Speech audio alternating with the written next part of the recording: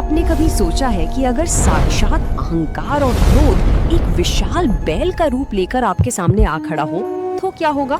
एक ऐसा दानव जिसकी सिर्फ एक हुंकार से पहाड़ अपनी जगह छोड़ देते थे और जिसकी टापों से धरती फटने लगती थी। आज द गोल्डन फेबल में हम ले चलेंगे आपको वृंदावन की उस शाम में जब चहचहाते पक्षी अचानक खामोश हो गए और यमुना का पानी डर से थम गया।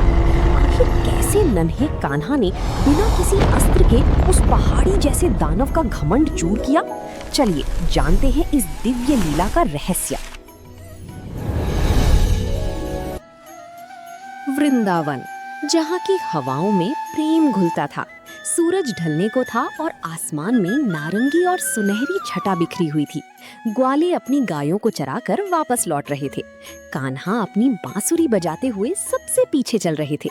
तभी अचानक हवा का रुख बदल गया। दूर क्षितिज से धूल का एक विशाल गुबार उठा। धरती ऐसे कांपने लगी मानो भूकंप आ गया हो। तभी पेड़ों को चीरता हुआ वो बाहर निकला। अरिष्टासुर, कंस का भेजा हुआ वो सबसे खूंखार राक्षस जिसने एक विशालकाय बैल का रूप लिया था। उसका शरीर किसी पर्वत की तरह ऊंचा था। उसकी सींगें तलवार जैसी पैनी और आसमान को छूती हुई लग रही थी। उसकी आंखें जलते हुए अंगारों की तरह लाल थीं और जब वो फुफकारता था तो उसकी नाक से निकलने वाली गर्म हवा से सूखे पत्ते जलने लगते थे। पूरे वृंदावन में हाहाकार मच गया। लोग अपनी जान बचाने के लिए इधर उधर भागने लगे। गौ माताएं इतनी डर गईं कि वे रंभाते हुए जंगलों की ओर भागने लगी। वृद्ध और बच्चे कान पकड़ते हुए नंद बाबा के घर की ओर दौड़े। अरिष्टासुर अपनी पूंछ को घोड़े की तरह हवा में लहरा रहा था और अपने पैरों से जमीन पर बड़े-बड़े गड्ढे कर रहा था। वो साक्षात यमराज का रूप लग रहा था। क्या हो रहा है? देखो। तभी उस शोर और दहशत के बीच एक शांत आवाज गूंजी। कान्हा, जिनके चेहरे पर हमेशा एक दिव्य मुस्कान रहती थी, आज उनकी आंखों में एक अलग ही तेज था। उन्होंने अपनी बांसुरी कमर में बांधी और आगे बढ़कर उस दानव के सामने खड़े हो गए। अरिष्टासुर ने जब उस नन्हे बालक को देखा तो वो अट्टहास करने लगा। उसने सोचा, क्या ये छोटा सा बालक मुझे रोकेगा? उसने अपना सिर नीचे झुकाया और पूरी ताकत के साथ कान्हा की ओर दौड़ा। उसकी रफ्तार ऐसी थी कि रास्ते में आने वाले पत्थर चकनाचूर हो रहे थे।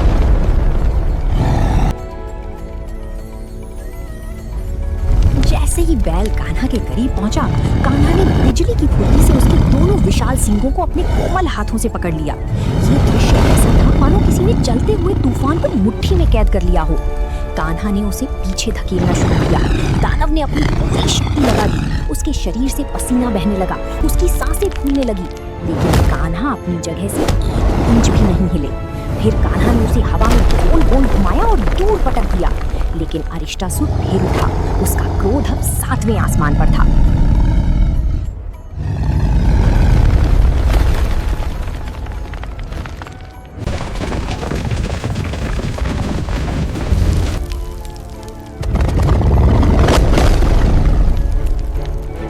वो फिर से झपटा, लेकिन इस बार कान्हा ने उसका एक सींग उखाड़ दिया और उसी से उस पर प्रहार किया।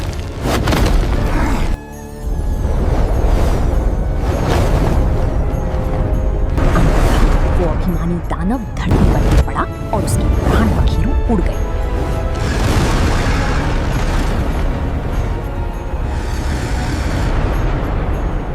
दोस्तों, ये सिर्फ एक पौराणिक कथा नहीं है। अरिष्टासुर हमारे भीतर के अहंकार और क्रोध का प्रतीक है। बैल जैसा विशाल शरीर होने के बावजूद अरिष्टासुर हार गया क्योंकि वो अपनी शक्ति के मद में अंधा था। जीवन में भी जब हमारा अहंकार बहुत बढ़ जाता है तो वो हमारे विनाश का कारण बनता है। कान्हा ने घबराकर युद्ध नहीं किया, बल्कि शांत रहकर सही समय का इंतजार किया।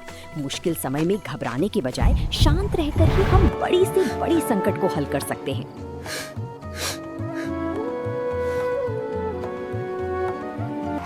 भगवान की हर लीला हमें कुछ न कुछ सिखाती है। अगर आपको कान्हा की ये वीरता भरी कहानी पसंद आई हो तो वीडियो को लाइक करें और कमेंट में जय श्री कृष्णा जरूर लिखें। ऐसी ही और प्रेरणादायक और दिव्य कहानियों के लिए हमारे चैनल द गोल्डन फेबल को सब्सक्राइब करना ना भूलें। मिलते हैं अगली कहानी में। जय श्री कृष्णा।